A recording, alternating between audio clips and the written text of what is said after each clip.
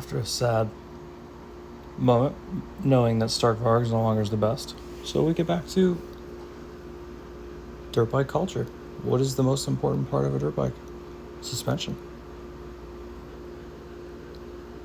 Showa A kit was the creme de la creme for years.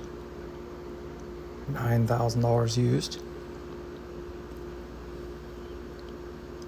No titanium axle. I don't see a high and low speed on the compression. And it says high-low speed on the shock, but that's only for the compression, not the rebound, from what I'm understanding. And I would love to be wrong. That's how I learn. Maybe it's on both sides.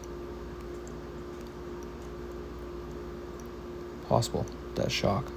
I don't have photos of both, so $9,000 for a Kawasaki one. So used suspensions, 7 to 10 grand.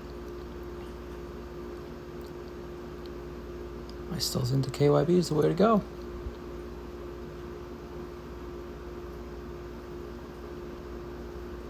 You know, it's Art of War. You click on there, it'd fill out a form. I know them somehow, and I like it. But yeah, people say our website's hard to use, but you can actually just purchase these things.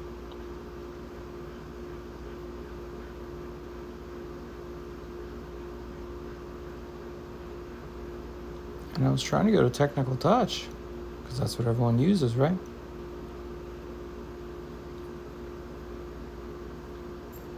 I don't know where it was. Must have been down more.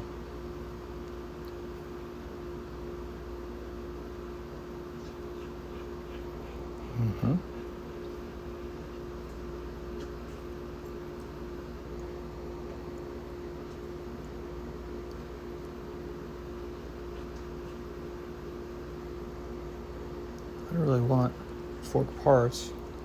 I just want a kit.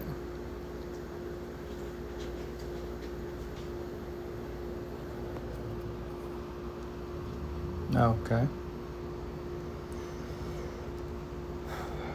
Well, I was looking at their thing earlier, and it had no information.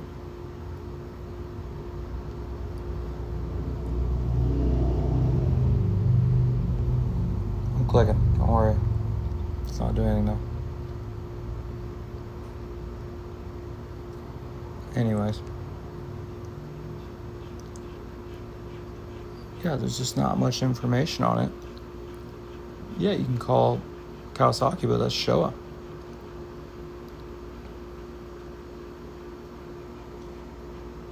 Here we go again. Technical Touch. I don't want to put in my make and year model. Smart and all, but okay. Maybe if we go home.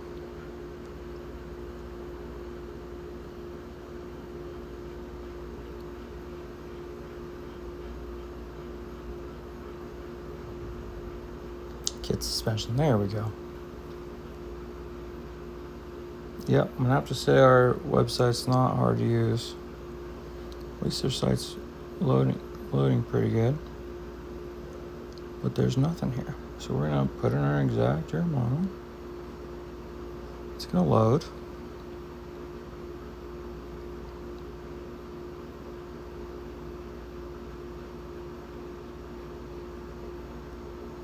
Yes, there's no information at all.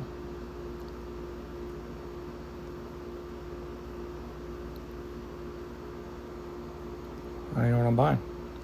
Out of stock, in stock. If I had to cart.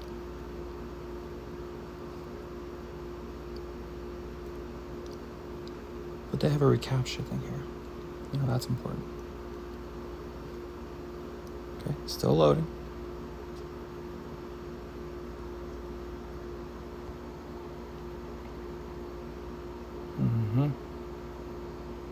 Two of the same exact images. So anyways, my point is, I can't find any information. from Technical Touch, which is KYB distributor. MX Locker's got used stuff. Doesn't have high speed, low speed. I mean, really, the A kit I don't think is as good as some standard KYB with some mods. So I hate to go to my website, but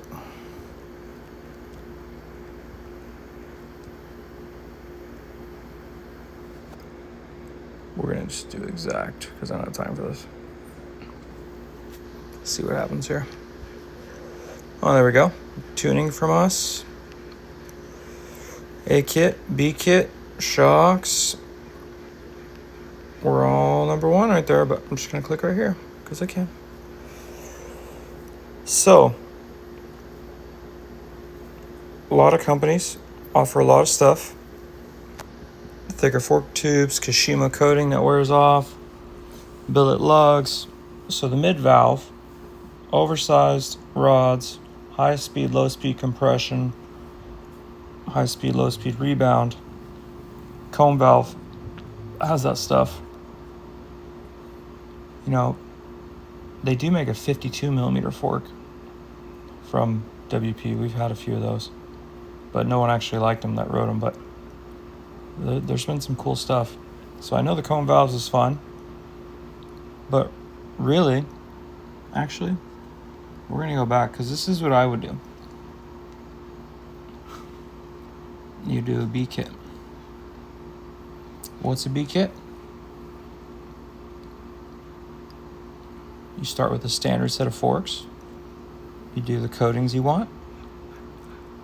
Maybe you keep the lugs, the standard lugs, the cast lugs. If you want the billet lugs, they're $500-600, not a big deal. Oversized bladders. This is a 16 millimeter shaft. You can go 18 millimeter shaft. This is titanium spring. A lot of people don't do this. It's got the billet clevis.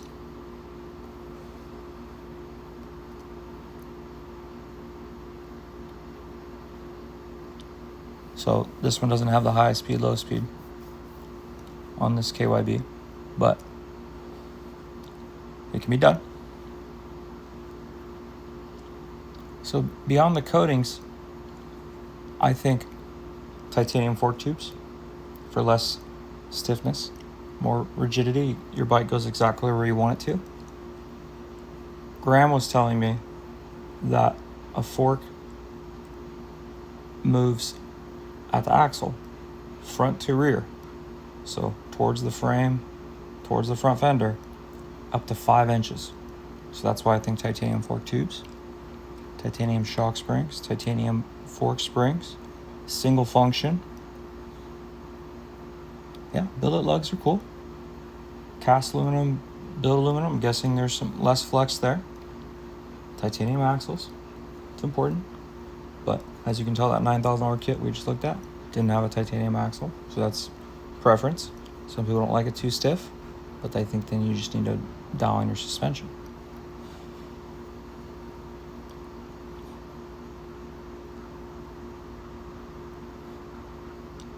These WP conversions are out of hand. This is KYB complete, ready to swap front and rear. This is for Stark Varg. This is Stark Varg, titanium spring, triple adjusters. It's got high speed, low speed adjustment, X-Trig easy adjust spring. So we were actually supposed to put some forks on here from 03 from, I'll have to look it up. He's a Trailer Designs writer. He got paralyzed, and we had his forks. We were going to put them on there, but they were thicker than the stock RWE forks in the tubes, so we were going to have to bore out the triple clamps. So we just ran the RWE forks, which is what they call a kit for Showa.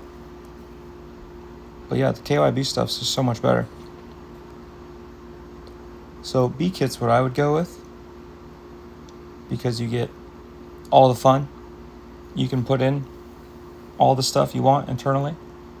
You can do different tube thicknesses. You can do Kashima coating, go crazy. But, a kit's 10 G's when you can get it for, 4 to 6 grand. Because it's going to get damaged. It's a dirt bike. If it's a show bike, that's different. But if you're actually going to ride it, to each his own. So, we did a DR650.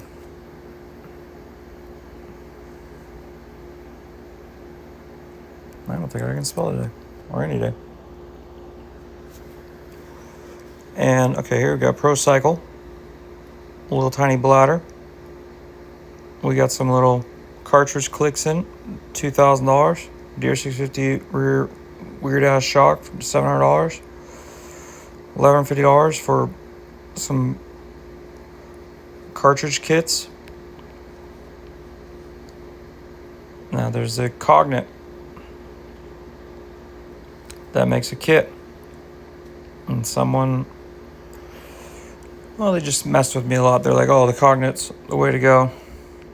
Okay, well, Cognate's website's not really working, but okay, here's their shock, and they said this is better. Oh, well, their website doesn't even exist. It's a Chinese rear shock. There's no bladder. It's the same 14 millimeter shaft. I don't think it has a compression adjustment, just the bottom rebound of some sort. I just, it gets to the point where, yeah, these people can say that this stuff helps, little fork braces and blah, blah, blah. But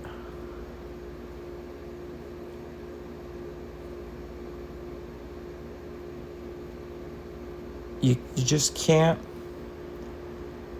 I know these shocks come from China and they're like $40 and they're selling for $700-800, and that's why they can do these sales. They can say, okay, let's check out this. This is a Cognate for sure.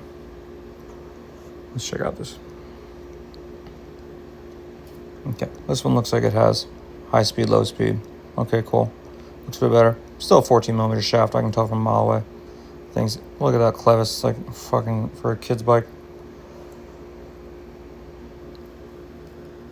Doesn't tell you any of the diameters of the shock. So again, my point. Not saying DR650 is the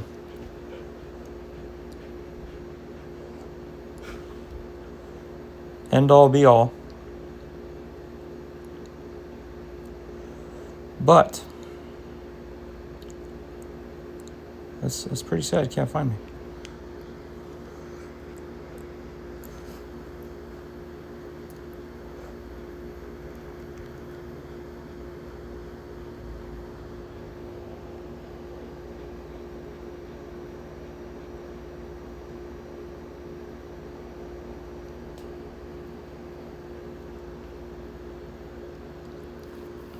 Now, we can do the front and rear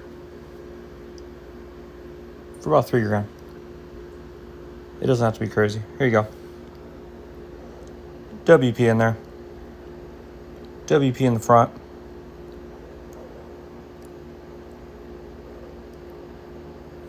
I don't think we really have much on our... I don't think we have a... We should. We should definitely have... There it is. Cool. All right.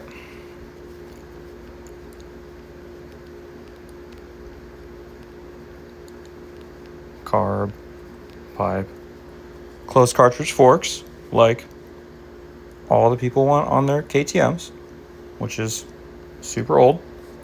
Brembo brakes, saved a bunch of weight, put a 42 millimeter carb, tried some different pipes, did some things on this bike. We're just having fun with it. But yeah, this forks and shock, like this rear shock, like it's 18 millimeter shaft. It's a 50 millimeter body over like a 40, I want to say a 40 millimeter body. It's super small. Maybe the Cognite's a 46.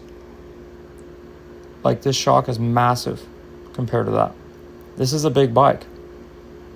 It's 120 pounds, 150 pounds more than your motocross bike. If you're a 250 pound rider, like, you can't have little flexy springs underneath there. So gets rid of the little 43 millimeter 30-year-old suspension and puts 48 millimeter 5460 outer tubes, like way bigger, way lighter. And it was night and day. And people were saying this Cognite shock's the same as this shock. Yeah, no.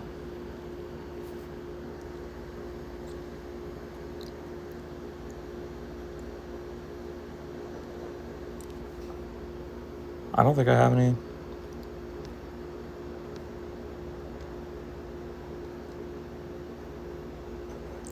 I don't have what I'm looking for. I want to have a side-by-side. I think I took it down because it's a bad picture. But, yeah, this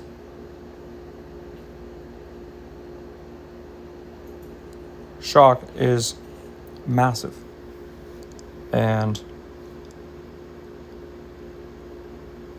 it's not about bigger is better. It's the bike is so heavy that it will bend the shaft.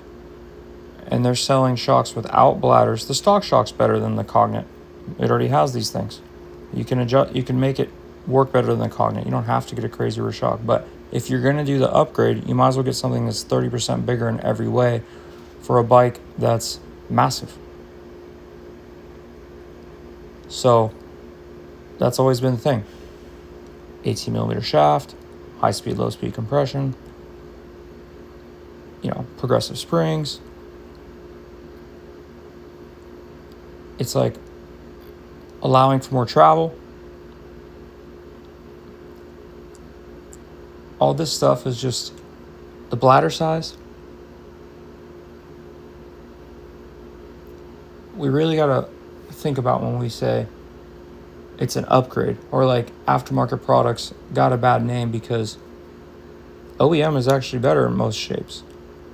But when you put an A kit on a bike, if someone knows what they're talking about and they see what they're, they know what they're looking at. It's like get a 69 Camaro and you put a hydromatic, magnetic suspension, 5-link rear, fully adjustable camber, CNC A-arms in the front and just like uniball tie rods. That adds value. But if you put like cut the springs and put some, bling on there, bling is not making the shock any better. So like a stock shock on most bikes is pretty good. And the main reason why people gave us a hard time about this is because you have to cut the airbox. It doesn't fit. But this bike is so restricted, that's doing it a favor. It needs more airflow. You can put outerwears on your filter if it's such a big deal. You can create a little guard for it. But like, I don't think the shock looks that bad in there.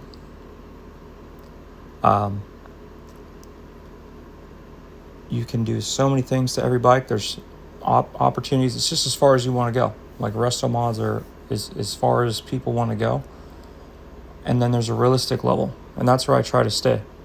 Like, I try to build suspension for people that matter. So like, okay, I want looks. Okay, cool. Well, we don't need to do titanium and, Kashima coating, all that. We could just do wraps and pre-coated DLC coated tubes, and we don't have to do billet lugs. And when people spend $1,200 on a shock and it's worse, or $1,100 on inserts and it's still Flex City, suspension's going 7 inches all over the place, what do you think happens when you're riding a bike at 100 and your suspension's flexing 7 inches?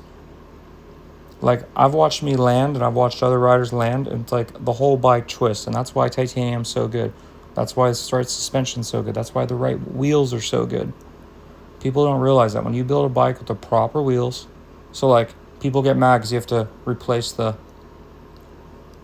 not anymore, but like we used to have for our forks, for the KYB, you had to replace the wheel. I'm like, the KTM wheels suck unless you have the factory edition wheels. But now we have kits where those, bolt right up, but like it's a lot more expensive. So to make it more cost effective, that's what we did. But people would rather take out the internals of one fork from Austria, put them in the other fork from Japan, and think that's a good idea, and make some custom little sleeve. I just don't think that's the way to do it. I think you just keep the fork all together. Yeah, it works, but like the way they mount the rods in the bottom of the fork lugs, like, why do all that when, and usually people are putting used stuff in there. Like, they're putting used KYB rods, because the KYB rods are like $1,500 when you could get the whole kit from us for $1,500, and then you can sell all your stock stuff. So like, we're all about like not wasting people's money, because this is a highly expensive sport. But when you do it right and you build like my 501, I don't know if it'll be here or not. This is one of the first electric bikes made. This kid made it. It's a single function forks and a KTM rear end. It was one of the first electric bikes, like 2012. Anyhow, maybe 2011. But yeah, you can get away with so much, and you don't have to get crazy. You don't have to do every titanium bolt. You could just do all the bolts that have the majority of flex, and then if you like it, then you get all the motor mounts made and the linkages and all that stuff. But just doing like the triple clamps, the foot peg mounts, or if you don't have foot peg mounts, the axles, or all the places that your bike moves, it's crazy how much 50% more rigid makes. It's not the weight, it's the 50% stiffer. The weight's cool. The weight's cool when you lose 10 pounds. And that's not that hard. There's closed cartridge forks on these right here. Radial ones. That's what they use in Supermoto, so we put it on there.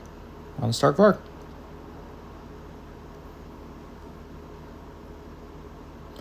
KYB SSS on this. Had air forks. It was a little quick build we did. It's a nice bike. There's some single function Showa forks on this KTM 350. 2 pounds lighter. Same as, actually he had 4 CSs on there, so it saved 2 pounds. There's the DR650. This says RM suspension, which RM250, that was the Showa A-kit bladder for a long time. 18mm shaft. Here's the 03. I put all new KYB. I put newer swing arm, newer shock, 09 motor, 39mm carb. Got that bike for $800. Ripped it. That's a good video. That's a fun one. Yeah, we put an 18mm DLC coated shaft on that one, like the RWE. As you can see here, we did a lot. Single function forks, whole new swing arm, A-kit Showa 50mm body, 18mm shaft on this one, Brembo brakes.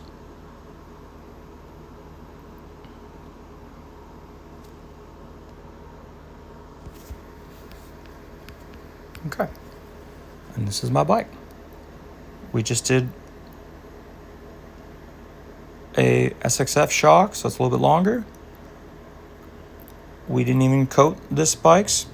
Those wheels, you can tell, those are legit. But these are KYB with A60s. The KYB, setting your rear shock up to match, and the rims alone is what makes this bike. This is why I could go Glen Helen National or Glen Helen 6-hour GP at night, going 95 down a hill through the sand washes, 110 passing fulls, because this thing was super stable.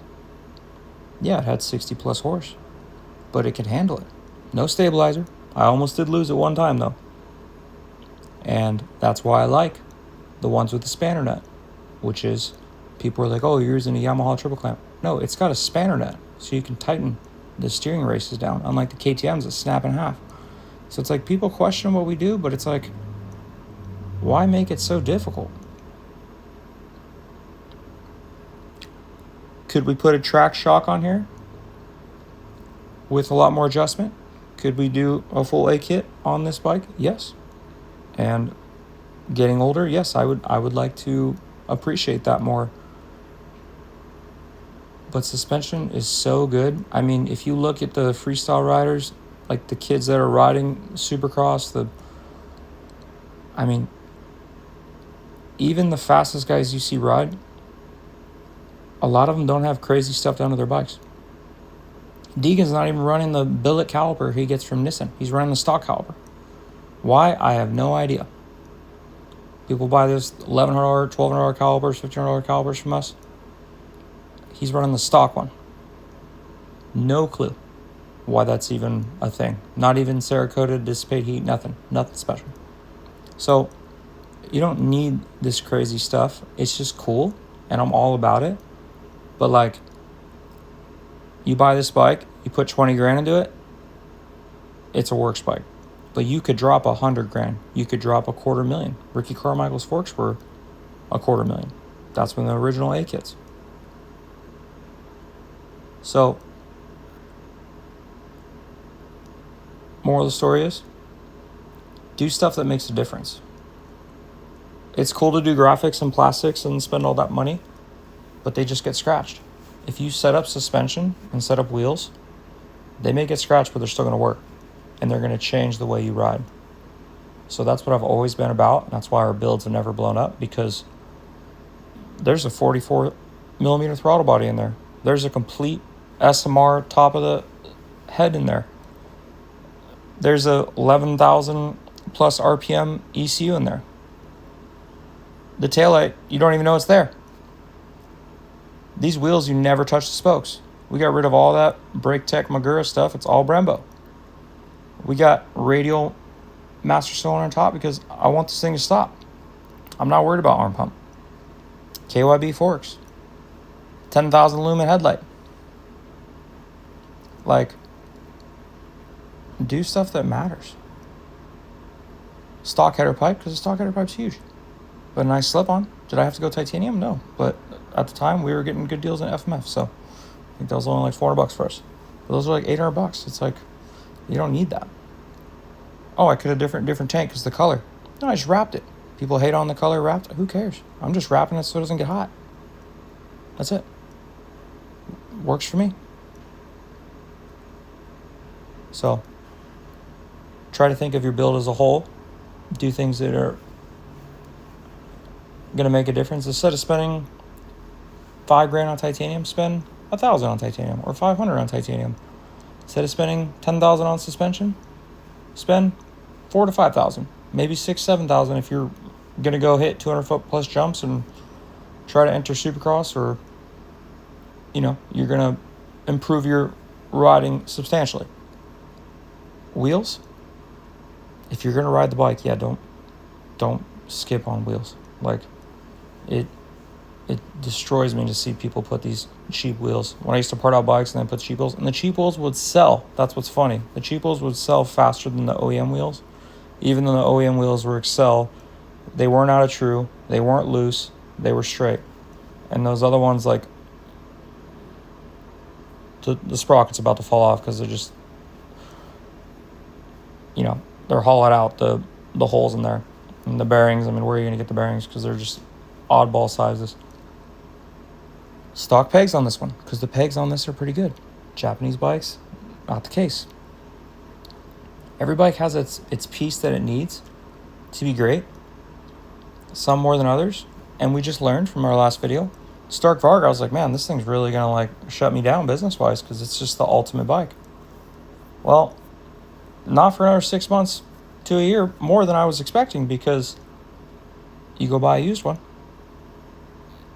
you may have to buy a $3,500 VCU or they'll shut you down. And then you still don't even know if it's going to be solved because you can't even buy a VCU. So what happens is with Stark is you buy something used, so you can't buy a used Stark. You buy a used Stark, if the paperwork isn't right, they shut it down. And it's not easy to get it back up. And you can't just go buy like a new computer. It's $3,500 and you can't buy it. So that's a problem. So you have to buy them new, which is fine.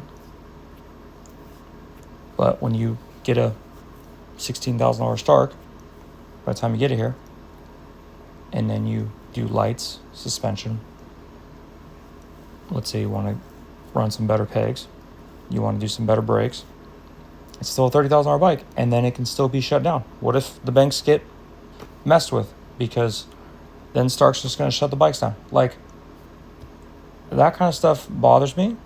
Now, if Stark can make an app that says, hey, your bike's legit, like you got 2 months paid up, or hey, this bike owes this amount, or it's paid off, okay, Stark's back on top. But yeah, I think it's time to build another 500 and turbo it, because I don't know where they're getting the 600 pound-feet of torque with like 70 horse on a dyno or something, 70 something horse on a dyno. And yeah, there's no question that a Stark could be as fast as you want it to be, but they don't have gears, and there's still some things about the bike that I'm just like the throttle system. You can't change the grip. It's got some issues. You can't replace it very easy. Like, the phone doesn't really work. It's unfortunate that most of the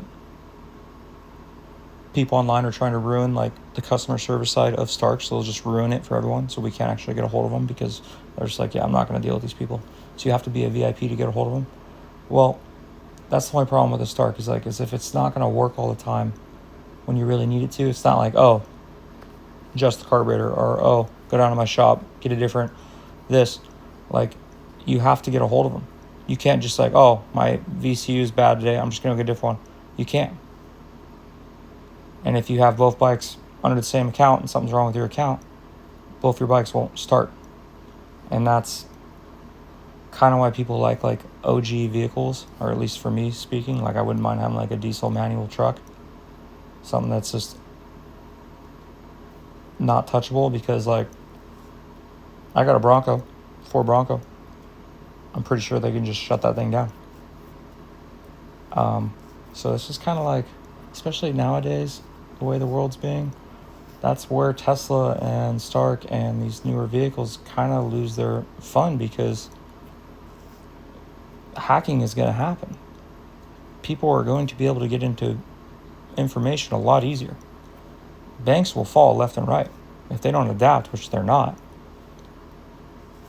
you're going to want OG stuff, and that's going to hold more value.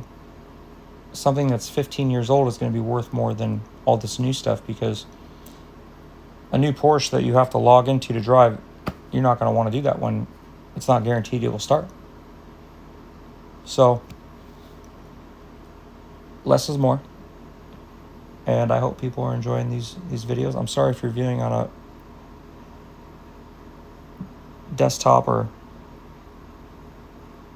like a normal TV screen, but you would think that YouTube would have it where you could turn it sideways when it's literally the same viewpoint, and that would be solved, because that's like been like creators' problem ever since. Like, you see all these creators, they're like filming like with a phone, and they're filming with a red camera, and they got this crappy quality phone stuff because they got to make shorts, they got to make this. Like, why can't we just meet that in the middle? The one thing that happened, I made a cool little video, got a lot of views on shorts. I was letting some girl drive my car and she broke it, and it was these Snapchat glasses, and they're circular, so it kind of like solved the problem, but still you're not getting like the few viewpoint. So like,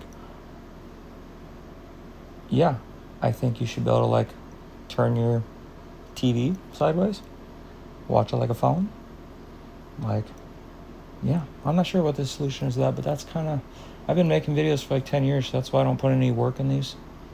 Got like 15 million views. I got 10 million views a month. I got 15 million views on the dumbest video on Instagram, on some little Talaria throne. I got 10 million views a month for like 8 months straight on there. And then I got canceled because I said some Brazilian skaters were teaching me how to go drop into a bowl. I was like, this is something I would pay for. And they're like, what do you mean? I'm like, this is my kind of escorting. And then here we go. I was closed down. So that's why I don't take this too serious. I'm doing this because I know there's people out there that are worried if we're going to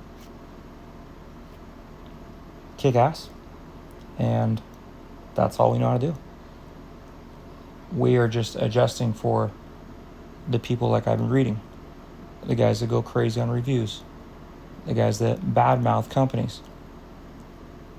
I don't hear anything bad about lithium. I'm sure if I looked up right now, there'd be some bad things about Kaplan. I don't really think I think most people in this industry are good. Like, because it's a very hard, it's not like you're not making a ton of money in the dirt bike industry. Now, the owners of Thumper Talk did. They had to sell out. The guys that own MX Locker, they got a huge venture capitalist fund. But, like, I don't think a lot of these places are making as much as people think. Like, that's why half the websites I went on right now, they don't exist. They don't work. And that's the main source of people buying is online. So why would their websites not be working? Because they just have so many people walking in, Technical Touch. Cognate is just such a better company than mine. They have so many orders, they don't have time to keep their website up. Maybe. I guess we'll find out.